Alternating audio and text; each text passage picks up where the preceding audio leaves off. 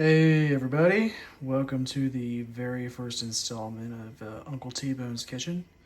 After talking with some people, some friends, I realized that a lot of you don't like to cook, and I have a sneaking suspicion that might just be because cooking is a little bit of a daunting experience that it shouldn't be. And I figured I'd just make a YouTube account for some friends and family with the recipes that I like to make throughout the week that show why these things are so easy to make and what goes into them and how the prep is and how easy it is. So the first one is probably the easiest one I like to make. It's a burst cherry tomato pasta. Vegetarian dish, but definitely filling. It's probably one of our favorites that I make throughout the week. You're looking at all the ingredients that you need for this besides salt, pepper, and water that I'm not showing here. First thing you need is cherry tomatoes. Doesn't really matter what kind. I like the sugary ones. You can get whatever you want. These were for sale, buy one, get one today. You need basil, fresh basil. You can find it at the grocery store, a little pack like that, or you can grow it. It's pretty easy to grow. Garlic. You'll need about 1 or 2 of these pods, maybe 3, depending on how garlicky you like stuff. Tomato paste, and I'm going to talk about this later too, how you can save it in easy ways, so you don't have to waste a whole can or whatever, however you buy it. Parmesan. Pasta of your choice. It's one of those things where spend a little bit more, get the good stuff. Don't have to spend a ton, don't have to get fresh pasta, but don't get the Walmart brand, please. I'm using a penne today because I like the way the sauce goes inside of it and coats it and everything, but you can literally use whatever pasta you want. It does not matter here. And then finally, wine for drinking. All right, for step 1, big pot of water, get it boiling, get it going in the background. This is gonna take a little bit of time. You're gonna wanna add some salt to this too. Don't tell Bailey, but I put a lot of salt.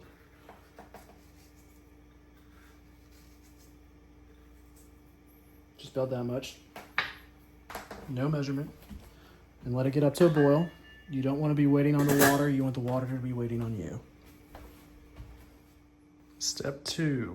So you get your garlic pods, and I'm sorry I already smashed them, but easy way to get the clove, the skin off the clove is to pop them with a knife like that, flatten them a little bit, and then you can just easily take that skin off like that.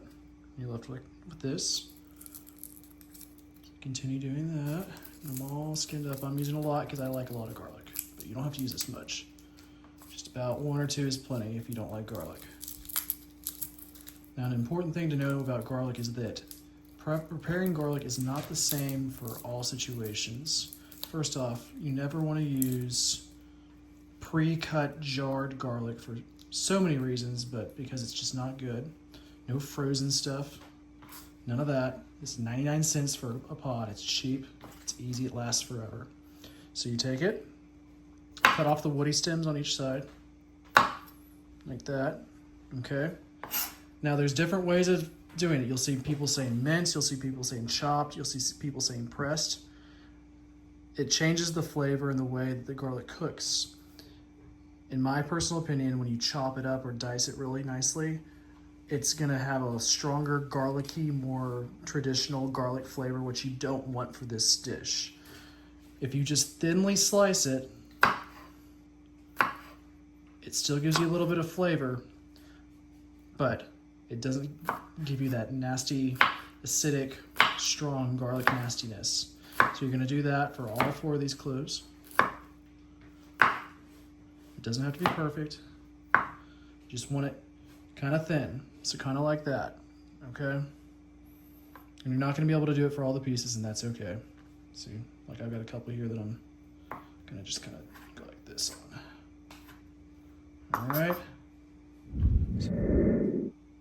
All right, look at that. All nicely sliced. Doesn't have to be perfect. This is the easy thing about cooking. Not everything has to be perfect. This is probably the hardest part of the entire meal too. The most time intensive and hardest part. And if you don't like the smell of garlic on your fingers or something like that, wear some gloves. I do it sometimes if I don't want to deal with it. Another trick is when you're cleaning up and washing your hands, rub your hands on stainless steel and it makes the smell go away. I don't know why, but it does. All right, next thing you gotta do is cut up your basil. You don't want the stems. You just want the leaves, all right? Just the leaves. Just pluck them all off like that. I'm gonna use all of this basil because if I don't, it'll live in the fridge until it rots, and there's no point in letting it do that. Go to waste. And I'm gonna show you a trick for cutting this up quickly and efficiently and evenly. Basil is also one of those things where the way you cut it and the way you treat it beforehand influences the flavor. It's got a lot of oils in it that need to be released, and squeezing it, kind of giving it a little massage, helps a lot. And then to cut it, I like to just stack them on top of each other like this. It doesn't really matter how closely they are in size or anything like that. Just get them like that.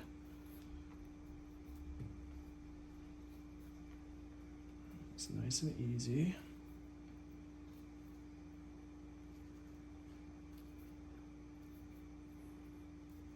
And then roll.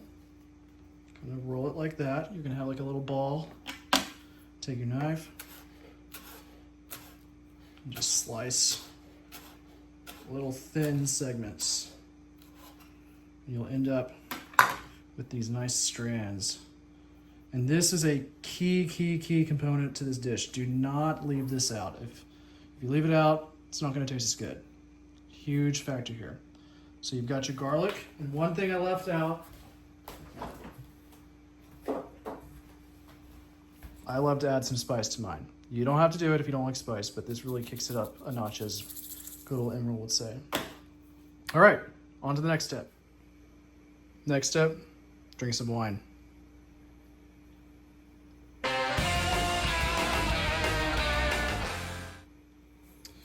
All right, so now we're on to the next part. We're ready to start cooking. We've got a big vessel here, something like a Le Creuset pot like this, a Dutch oven. I love to use this. You can use anything though. I mean, if you only got nonstick, that'll work. If you've got a big old stainless thing or something similar to like this, that'll work too. You know, you don't have to have fancy smancy stuff. It just can't be short-walled, okay? You need something kind of with some depth to it, because these tomatoes are going to start releasing their juices and it will get everywhere and make a big mess, and you don't want that. Also, while we're doing this, we got our water going and it's already boiling. And like I said, you want the water to be waiting on you. You don't want to be waiting on the water. So we're going to look at it. It's almost there. Once it gets up to boil, I'm going to turn it down a little bit. Okay. So get your flame lit or whatever you got, electric. Put it on about medium high, you know, something like that. Get it going. And olive oil should be something you have in your kitchen at all times. Once again, one of those things where you don't want to cheap out on, but you don't need to get the most expensive stuff either. Somewhere, you know, in between.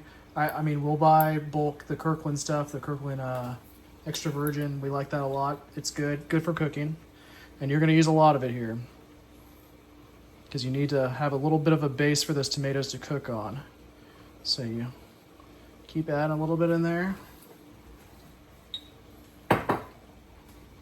So you can see about how much I've got in there. It's not too bad. And then you're going to take your cherry tomatoes. And you don't have to use 2 packets. You know, I got these 2 for 1 today, so I'm going to do 2 and really have a lot of sauce. But if you want to if you're cooking for 2 people, 3 people, 1 person, whatever it may be, one package is enough. But this will be good for leftovers. And that's the nice thing I like about this dish is you can do a lot with it. You don't have to reheat it. It can be kind of like a tomato pasta salad.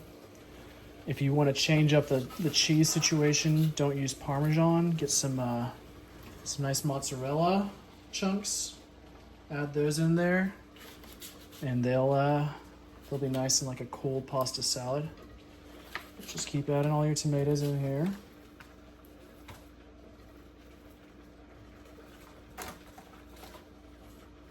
Checking to make sure none of them are gross or moldy or split already. You don't want those. You can hear them, they're already kind of going like this guy, you don't want this guy. Toss him.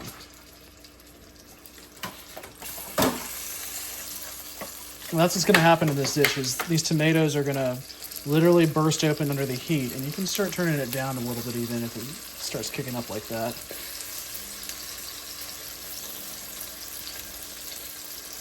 And they're gonna create the base for the sauce.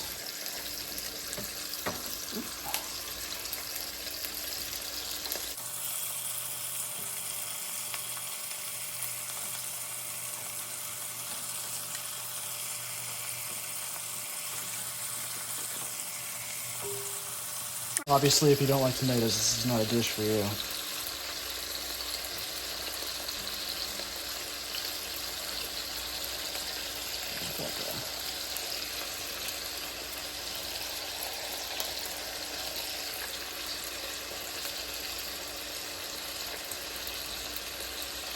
All right, so we got them in there. And what I like to do, I like to use a wooden spoon in this situation.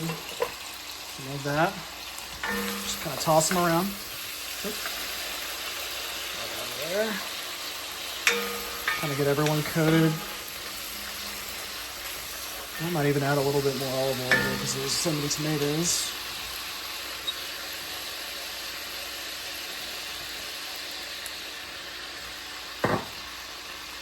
You're gonna let these guys just kind of sit for, you know, a couple minutes, 5 minutes, 10 minutes, whatever it may be. Probably a little bit quicker if you're using less. And you'll see, like this guy, he's already bursting open, and you can kind of even just squeeze him out a little bit and flatten him. And that's what you're gonna want to do is just squeeze and flatten as they get soft. Kind of rotate. Being sure to stir every so often. This is not one of those things where you can really walk away from it, but you don't need to be focused on it and staring at it the entire time. Okay? And meanwhile, we've got our water going, and see, it's already kicked up to boiling. I probably put a little bit too much water in there, but that's okay. And all I've done here is I've just turned down the heat a little bit because we got it up to boiling now. Now it can wait on us. All right.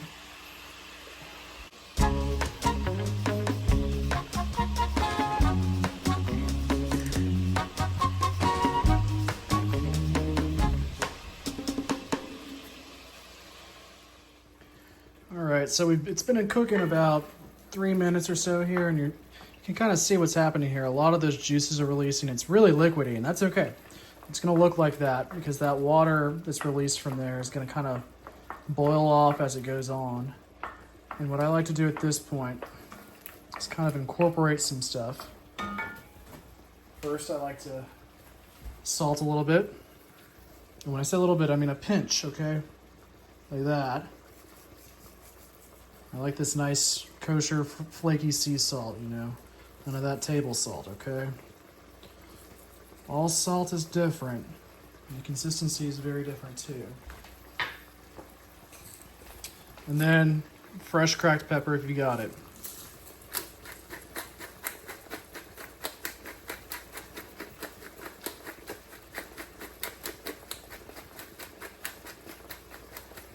Okay.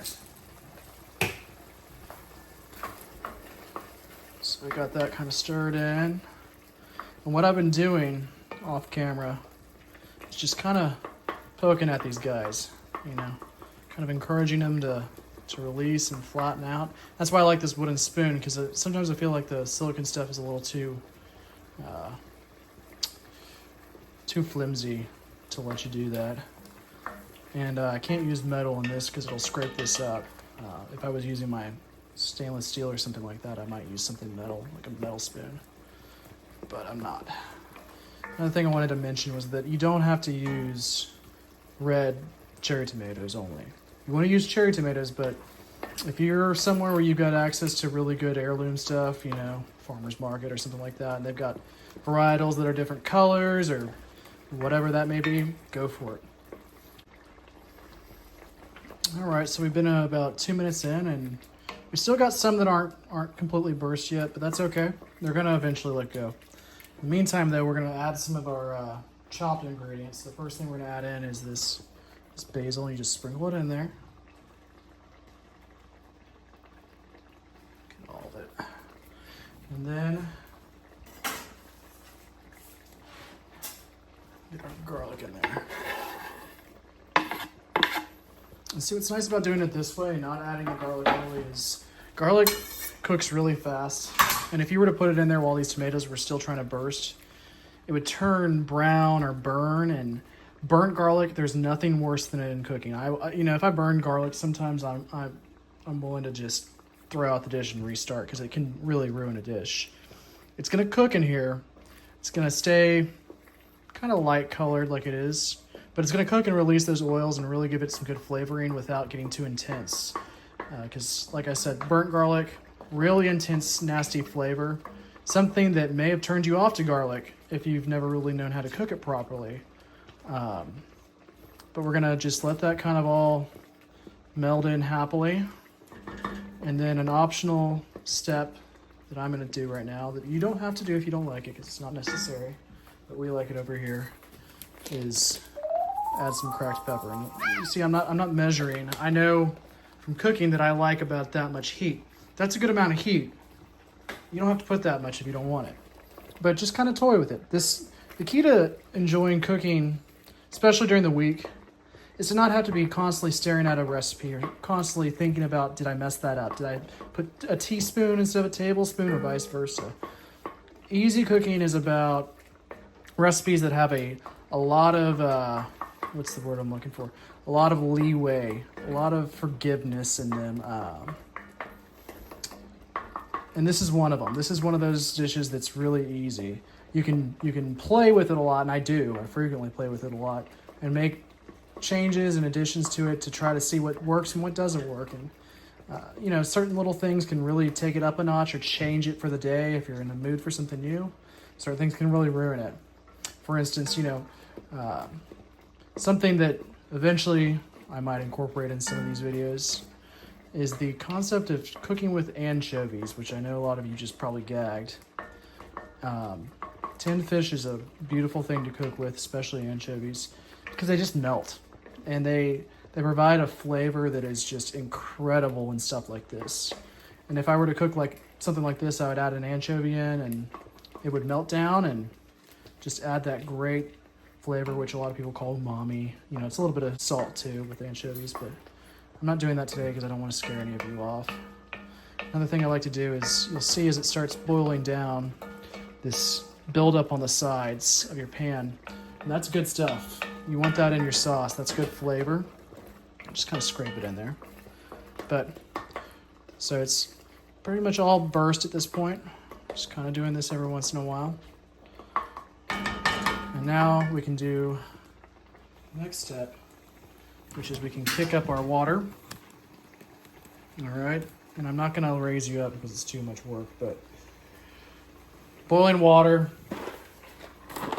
box of pasta, follow the directions. Al dente. All right. Because we don't need it cooked all the way through. And I might even go a little bit under because you're going to add this into the sauce and cook it a little bit more on top of that.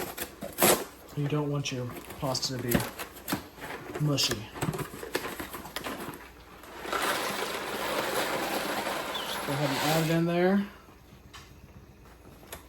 And then grab yourself a second spoon. And I know one more thing to cook or to clean, but it's worth it because you don't want to get that tomato sauce in there. That's a pain in the butt to clean. And just kind of give everything a brief initial stir. And you know what? I put too much water in here, so I'm even going to pull out a little bit of water from this, but I'll do that off camera. One more thing. Never add olive oil to your water. I don't know who came up with that. Any of you that have any science background understand the differences between water and oil. It's not helping it, preventing it from sticking or anything like that. It's just creating a mess for whoever has to do the dishes after this. Don't add olive oil to your water. Okay, now we're at our next step. I've lowered the heat on the pasta, or the sauce, to low because we're kind of all cooked here. Now we're just kind of boiling off the the excess liquid. You're still stirring because it will burn to the bottom of the pan if you don't. You don't have to do it all the time, but just every once in a while. And I've got my tomato paste. This is not, if you don't have tomato paste, don't worry about it. But it can add a really nice flavor profile that regular tomatoes don't. And I left this in the heat a little too long, so it looks a little gross, but normally I have a frozen little puck here. Let's just do that. And I wash my hands, don't worry. Okay. And you add that in, just kind of stir it together, blend it in. That was about a tablespoon or so, I don't know. But the problem with tomato paste is that it comes in like a can of a giant amount for like $1 that you'll never use in one setting. Or it comes in ultra expensive resealable tubes that don't do a great job of really resealing it. And what you can do if you want to not waste a buck and not waste food, because it's not great to waste food, is once you've used whatever you need for that first opening, take out, I don't know, about that much worth of parchment paper or something like that, cookie sheet paper, something that you bake on, and cut it into little squares about this big, and then take your measuring scoop, like a tablespoon or whatever you think you might need, and measure out 1 tablespoon, pat it flat, put a piece of paper on top of it, another tablespoon, pat it flat, another piece of paper on it, pat it flat, and then put it in a bag and, label how you did it, how much is in there, and freeze it. And then it saves forever, you'll use it up before it goes bad. And that's a nice way to not waste tomatoes paste, and also have it there whenever you need it. Because one of my least favorite things is throwing out good food. So we got that going. Our pasta's got about 5 minutes left on it. You can see it's going nice and happy. With pasta, if you don't want it to stick, just stir it every so often. That's all you have to do. Okay? And once this water gets a little bit more starchy, I'm going to show you something that goes into the sauce, okay? We'll be back on that.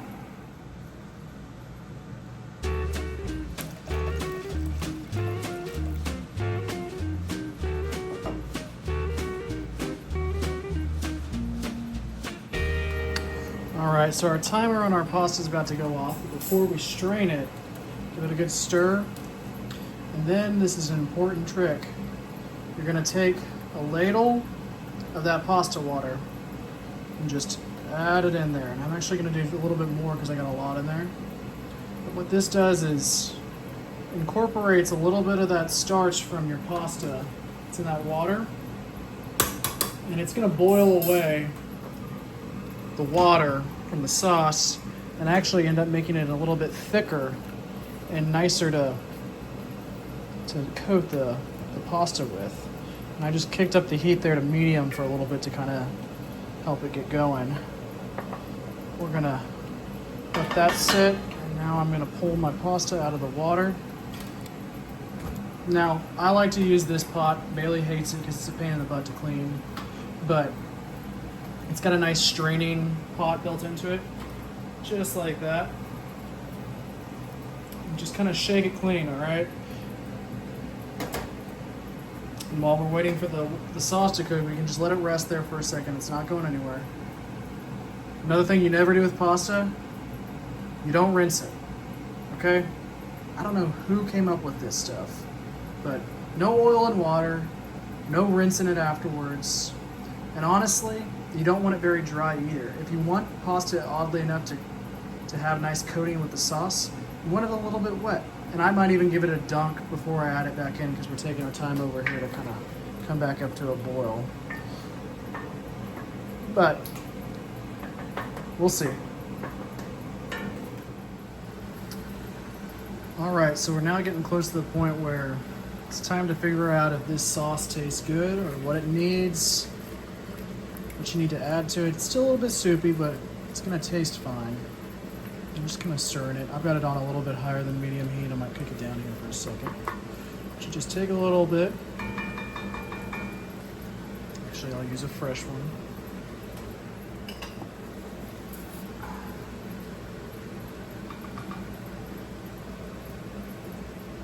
and just taste it. So, for me, this is I use some really sweet tomatoes, so this is a very sweet sauce. All I'm tasting at this point is sweetness and heat from that pepper. A little bit of garlic too. So what I'm gonna add to it, and what I think it needs, is a little bit of salt, just a little bit.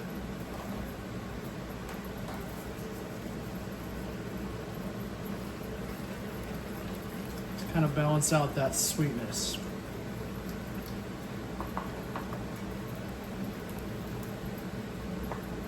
And now that we've kind of got it down to this consistency we like, and it's gonna continue to thicken no matter what. It's kind of the consistency you're looking for. And I can't tell you a time. I don't know how long it will take you to cook it. I don't know how long it's gonna take to get to that for you. Just kind of look at this and see what it looks like, and that's what you want. So once you get there, kick it down to low. Take your pasta. Like I said, I might dunk it again. I'm dunking it again.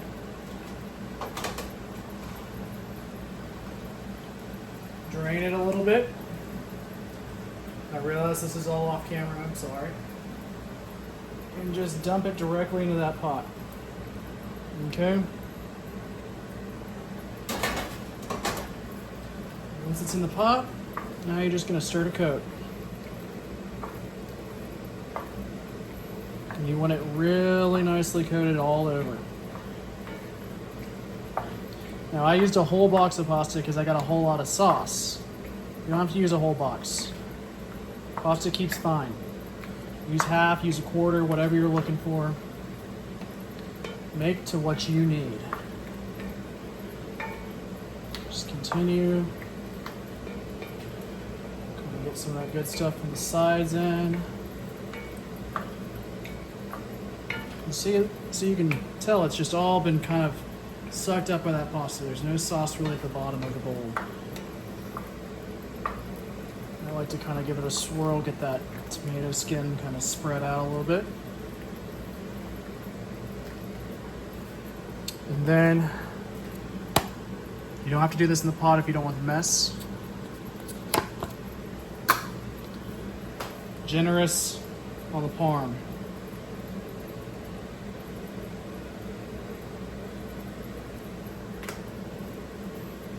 Like I said, you don't have to use parm. You can add mozzarella chunks. Do whatever you want there. I wouldn't go far into like cheddar or anything like that. I'd stay within kind of your Italian cheeses. But it's your pasta after all. You do whatever you want if it tastes good. And then something I always like to do now. And if you've got it, go for it. If you don't, it's your call. We do have some really fancy olive oil. And I just like to give it a little bit of a sprinkle over the entire dish for that flavor. That's about it. It really kicks it up.